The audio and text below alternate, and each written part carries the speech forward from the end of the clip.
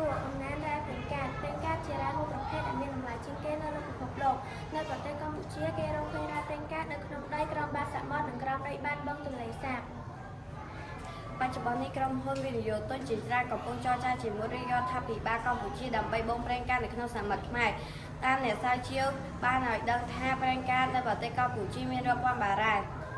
គេធ្វើសំណងបូមប្រេងក្នុងទឹកសមុទ្រឬទឹកសាបគេបត់ទៅលើដីមិនជាទឹកដែលឆ្លងកាត់អន្តរជាតិស្នានៅស្រទាប់ខាងក្រោមប្រេងមានទឹកប្រៃនៅក្រោមទឹកប្រៃមានស្រទាប់ដីដែលជាគម្របទឹកប្រៃ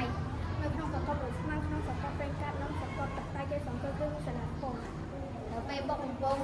ឧស្ម័នគេដឹងថាចិត្តដល់ស្រទាប់ប្រេងហើយដូច្នេះគេមានការប្រុងប្រយ័ត្នមិនឲ្យការបុកនេះជ្រុះហួសនៅប្រេងកាតបែកឡើងខ្លាំងហួសបំពង់ហូរប្រេងដែលគេបុកពីក្នុងដីត្រូវហូរចូលបំពង់ហូរទៅកាន់រោងចក្រចម្រាញ់ប្រេងកាត